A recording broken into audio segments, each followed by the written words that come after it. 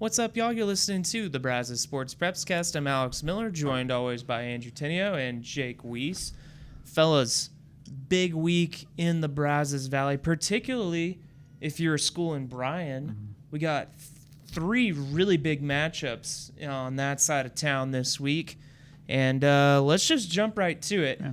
Let's start with Brenham hosting the unbeaten Rudder Rangers, 6-0 for the first time in school history, right? Red hot. Tied it. Yeah, a win on Friday will make it. Okay, we're jumping the gun. But look, okay, something special is brewing over at Rudder, okay? And if they want to make it really special, getting a win over Brenham would be huge. Andrew, you're our Rudder guy. You talked with Coach Izar. You talked with Danny Youngs over at Brenham. What's the intel? What's the vibe at each place going into this one? It's going to be, both of them mentioned, it's just going to be a great Texas high school football environment. That was kind of the thing that put that on the forefront. Both of them talk different ways, different keys this game. You know, Jacoby Dixon has come in and looked like the absolute star that we kind of expected coming in the year based off what happened last year. Rudder's been very opportunistic on both offense and defense. I was talking to Izar yesterday. We were talking about, everyone's got their chest out a little bit, not only just in the football program, but the whole school. And so when a football program is off to such a great start like this, everyone wants to puff their chest out and be a little excited about what's going on. I think for me is, you look at the stars on both sides, and those will obviously be critical. But some aspect of this game I'm interested to see is who handles the ball well. Both defenses are very good at taking the ball away. I think I was reading your story, and if I have it correctly, I think Brenham has 18 takeaways, a lot of takeaways. I think. Yeah, that sounds right. I think it's I can't remember the number off the top of my head, but a lot of interceptions and a lot of fumble recoveries, which we know Rudder does the same thing. So they're actually kind of even on that stat, but I think Brenham's got a smidge more. Okay, fair. But I think both teams, if you average taking the ball away about 3 times a game, I mean, that's a winning formula, and if both teams are doing it, that one's got to give in that situation. So that's an aspect of the game I'm really excited about. But both coaches are just super thrilled for the spot on Friday. A lot of implications on the line, and it should be a great night of football. Hey, Rudder earned our Player of the Week, right? Sophomore defensive end, and we talk a lot about Rudder's offense, but their defense is going to have to step up huge on Friday night. And they did a really good job against University. They did. They really did. Not only in taking the ball away, but just limiting their outside guys, because that was something Izar talked about last week. He was talking about, these guys are going to get theirs. They're going to get their big plays, but the question is, when we get to the nitty-gritty, get down to the goal line, get to the red zone, can we get the stops? In some situations, they didn't even need to get to the red zone to get the stops. But no, yeah, they did a great job with those threats. More threats in a different kind of way this Friday, so it'll be interesting to see what they kind of do with that. Rudder is 0-4 all-time versus Brenham. None of the games were really close, but if Rudder can win, it would match the most wins in a single season in school history. So, not to mention Rudder would be at 2 district wins, which would pretty much all but lock up a playoff berth for just the second time in school history. Yeah. There's a lot on the line this week. I think back to Rudder's, the 2021 season where they made the playoffs? Yeah. They got a mural on the fieldhouse wall now. They were in a similar spot that season. They started really hot. They got into the top 10 in 5A Division II, and they had to play Montgomery Lake Creek. And it just didn't really go well from the start. Another road game. Jaquise Martin was on that team. I think getting off to a good start is going to be really critical for Rudder to, be able to sustain a whole 48-minute game.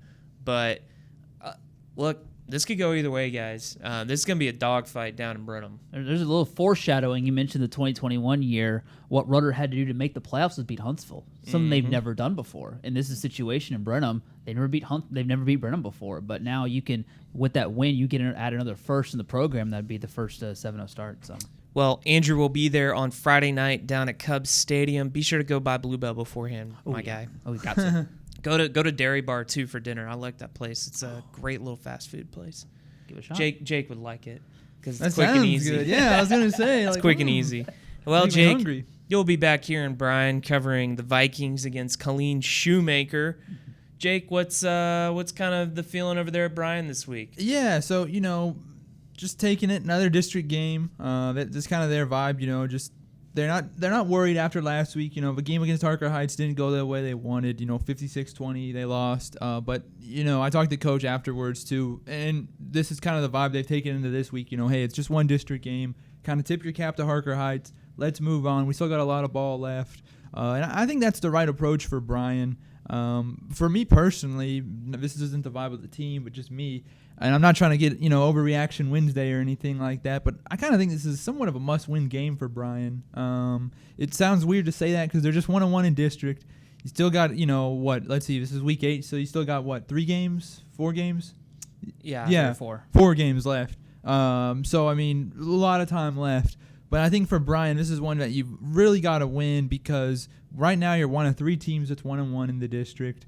So that's a big thing. You win this week. You can create some separation, which I think something we talked about, 2 weeks ago with College Station when they went to play Hendrickson. So similar situation there. But also a win this Friday goes a long way because you still got some top dogs in the district coming up. Waco Midway, Temple's improved, and you got to go to Temple. Hard place to win for Bryan. I know they did it last year, but and maybe that gives them some confidence. But that's going to be a tough game. So a win this week goes a long way to helping you get back to the playoffs like they did in Coach Tellis' first year. I think it's something important for that game and something that I've learned about this district this year. Offense is going to come, and it's going to come in bunches. And when Bryan plays at home this year so far, they've been able to score a lot. So especially last few weeks against George Ranch and Coppers Cove, they have to get the offense going early on because Shoemaker will also score on their own. So I think getting off to a big start offensively will be critical for them. Yeah, Andrew, you talk about offense. Bryan's really going to have to limit Shoemaker's quarterback, Tyreek Wade. Dual threat guy, leads the team in rushing. He has thrown 6 interceptions, so he has shown that he can turn the ball over a little bit. Jake's introduced me to LoneStarFootball.net. I love that thing. Between that and Texas high school football history is just like everything you could ever want to know about high school football, basically. Bryan's 7-1 all time against Shoemaker. This is a team that Bryan has had their number over the years. So, it's a team that Bryan needs to take business against, and probably a team they can take business against if they want to make the playoffs. So, well, I got one more quick stat on that. Yeah. This isn't from Lone Star or Texas high school football. This is just my own Google and research. This is Jake Weiss. But Bryan should be some good news for Bryan too, because you just said 7-1 against Shoemaker all time. Hey, this season specifically, Shoemaker's 0-2 in road games. Some of them only had 2 road games, and they lost both of them. So if you're Bryan, and Bryan plays well at home. Say Bryan's 2-1 at home. The only loss is to Brenham, which not we a bad just loss. talked about. Not a bad loss. So Bryan's got to feel, you talk about how rudders kind of walk around with their chest puffed out a little bit. If you're Bryan, you don't want to overlook Shoemaker. But this could be a week where, you kind of get some of that mojo back that you may have lost at Harker Heights. Get, kind of puff the chest out if you win this week. Yeah. Well, we're gonna shift our focus now to the west side. We're just traveling down Briarcrest and Villa Maria on this podcast. We're going to Brazos Christian, okay? They're playing Central Texas Christian.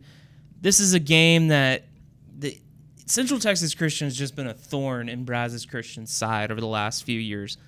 BCS lost 3 of the last 4, but this is a team that for the Eagles that, man, they just feel like a team of destiny, in my opinion, right? Yeah, you talked a little about how Rudder, we talked a lot about their offense early in the year, and then we've been talking about their defense lately. I feel like that's kind of the same thing with Brazos Christian. We talked a lot about their offense and what they could do with all their playmakers, but the last couple weeks has been their defense, playing against, Riesel and Hearn, Bay Area Christian, finding ways defensively to get things done. So I feel like they've become more like a complete team. We're seeing that more complete team aspect, and against a team like Central Texas Christian, going to be a good one. Jake, I think you got a feature coming out on one of the Eagles. I do, yeah. Thursday's paper. Good Ike, who we've talked about on the podcast before. He's no stranger if you listen to the pod. But it's fun to talk with him. It's funny to me at least, just kind of not an outsider perspective, but not being in the program or in the building every day. It's kind of funny, his kind of rise the last couple of seasons kind of mirrored, at least in my opinion, kind of mirrored the program. Where the Program's taking steps. He's taking steps. A lot of fun to talk with him, though. Kind of an interesting note, too, with him was, he's not a lifer from Brazos Christian because, it's a K-12 school. He joined in middle school, and, he said, was glad, the classes were always kind of full. And, finally got in, though. So I'm sure looking back, I know he said he was pretty glad. I didn't ask Coach Washington this, but I'm pretty sure Brazos Christian's pretty glad that, they were able to get him in there because, they're in good shape. He plays all over the field, receiver, running back, cornerback, and not just what he does on the field. He's a big-time leader for him. He's really stepped up the last because who – and I'm blanking now. Alex, you'll know this. Ryan Burton. I was trying to think. I was going to say the A&M guy, but I was like, well, he's from Brazos Christian first. There you go. Yeah, there we go. He's really stepped up, and Ryan's kind of filled Ryan's shoes, that leadership role, and also what he does on the field. But he's kind of filled Ryan's shoes since Ryan's, sophomore now at A&M? Yeah, he's a walk-on for the Aggies. Yeah, I was going to say, it makes me feel old. I remember when he was a senior, I guess, 2 years ago now. Yeah, big game over at Brazos Christian. And look, when you look at the big picture of this, okay, this is a big game for potentially seeding in the TAPS playoffs because the 1 seed will go on one side of the bracket away from Dallas First Baptist, and the 2 seed will be on the same side of the bracket as Dallas First Baptist. So if you're Brazos Christian, a win sets up a nice playoff path and where you could meet in a state championship game potentially down the road. But before we can even think about that, Brazos Christian's got to take care of business on Friday night, and they're going to be doing everything they can to make that happen. Hey, A&M Consolidated, College Station, prohibitive favorites this week, big favorites this week. Consol, they're playing Thursday against Pflugerville-Hendrickson. College Station's on the road Friday against Hayes. Consolidated. Jake, I think you'll be at the game Thursday night for the Tigers. Is that right? I will be. Yeah, another trip to the field. Hopefully not field. Yeah, there we go. I always just say the P field, but another trip out there. Kind of what we've been talking about the last couple of weeks of College Station Consol. Handle your business. Go 1-0 this week. Maybe improve some areas. Heck, I know I don't necessarily think they'll be able to do what they did last week and get everybody in. Like they both were able to do last week, but maybe get some of those depth pieces in as well. Get them some reps because you may need them, come November. Who knows? So yeah, that's kind of the big thing I'm watching for both of them is just how do they handle their business this week? Because College Station's 2 weeks away from the Weiss game. Yeah, 2 weeks away. So I'm sure that's one both teams have circled because haven't looked at the district standings. I know I should be. That is my job. But I think Consol is 4-0. They're at the top. Yeah, we knew that. And then College top. Station and Weiss are tied at 4-1. Okay, so it's really shaping up to where the Cougars and Weiss are going to be playing for second and third at the end of the season. I was thinking that's the case. I'm glad somebody actually looked at the district standings. I should have, but yeah. Like I said, for College Station and Consol, handle your business, go 1-0, both on the road. Like we said, I guess 2 weeks ago when they were both on the road, it's always good to go 1-0 on the road in district play on a Friday night. That's what you got to do. I also think, if my math is right, and math is hard, so anyone can correct me if I'm wrong, I think if College Station and Consol both win on Friday, they've technically locked up playoff spots at 5 wins in district. Oh, there we go. Got a 9-team district. If you've won 5 games, I think that puts you in the playoffs. I would think so, yeah. So, not that I think all of us are expecting both of them to soundly make the playoffs, but just for a technical aspect, I think that they both will clinch a playoff berth this Friday. Oh, man, knock on wood. Don't jinx anybody. Holy cow. Oh, man. I'm going to be getting hate mail now from everybody, so you can send that to robert.cessna@theeagle.com. Yep. Okay, around the Brazos Valley, guys, 2 really big games with district implications. Let's start with our BV on BV game, Centerville versus Leon, okay? Centerville's kind of owned this series in recent years, but Leon, Jake, as you've mentioned on this pod before, running the wing T. It's going to be old school football versus old school football. Every possession matters in that kind of style game, in my opinion.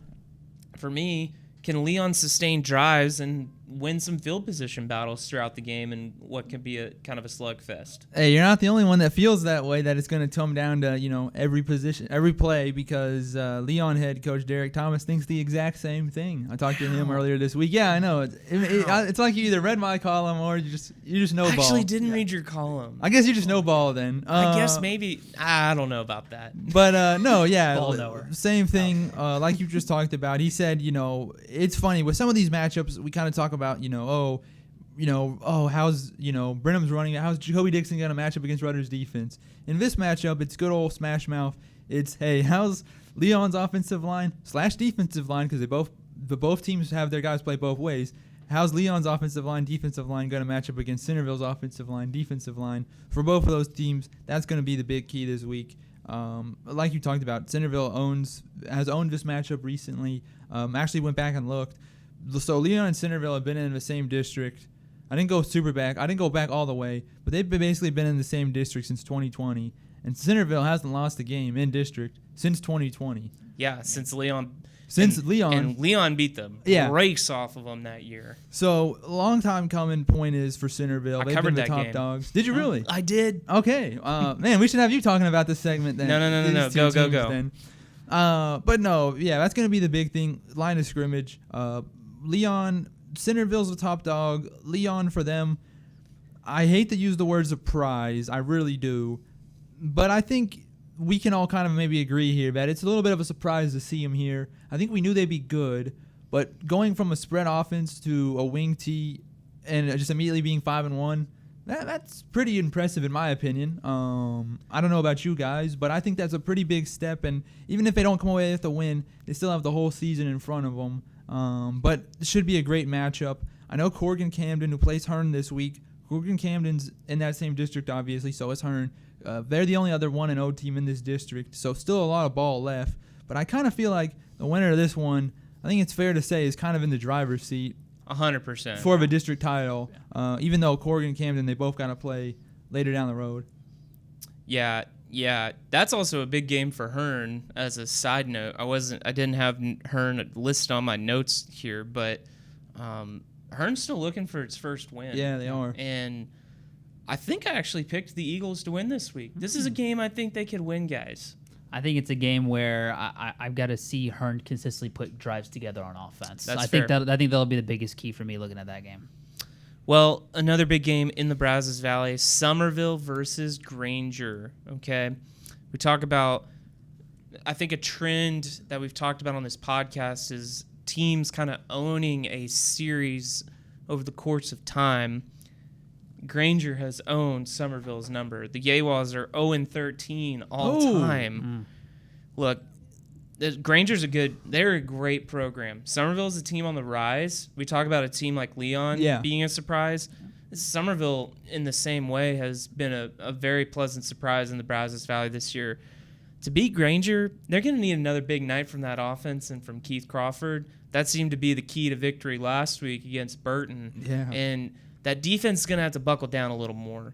If they let Granger put up 40 points, that's going to be another tough one to win if they have to get another shootout. It just seems like this team just continues to defy the odds. That's what it feels like to me. Burton had to go into, I think it was overtime or double overtime, something like that. Needed a 2-point conversion. I think they needed something like that too against Iola. They've just been a team that's just consistently just found ways to win, and they can win in different kind of ways. But yeah, like you mentioned, probably the toughest battle they've had this year yet, and what's been a string of tough battles so far. And probably another one that's for the district title. Or I think it would be because... At least the driver's seat. Yeah, because I was going to say, I think these are the only two undefeated teams in the district now. So, yeah, you'd be in the driver's seat unless Granger or Somerville, whoever wins, slips up somewhere else. Any other games you guys got your eye on this week?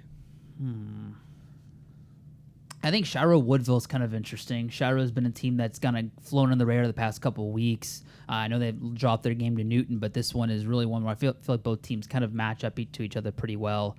And Shiro has kind of been, I think they're 5-1, slowly flying under the radar at 5-1, 6-1, something like that. So that one should be interesting. Yeah, Woodville's always got a tough team to play too. That's a real gritty team. They almost beat Franklin last year to start the season, but I think that Connor Daly was our offensive player of the week this week again, or he was on the honor roll. He was on the honor roll. He was on the honor roll, and he was honorable mention and he was honorable mention, but defensive lineman Rome Rivera was defensive player of the week. Yes, that's right. That's right. And this is a new district matchup too, because Woodville is one of the move-ins. Yeah, they've dropped down. Yeah, because I forget who they replaced. I was gonna say Newton, but I was like, wait, no, it's not Newton. I bet everybody wishes it was yeah, Newton. I can't remember who it is, but point is, it's a district matchup where for Anderson Shiro, that piggybacking on what you were just saying, Andrew, it's a district matchup for them where it's a completely new team that I don't think they've ever faced them before. They at least haven't faced them the last 2 years, so it's gonna be a new look for those guys. Well, guys, I think that's all we got. So, hey, be sure to check theeagle.com for all of our coverage this week of high school football in the Brazos Valley. We'll be back next week on the Brazos Sports Prepscast.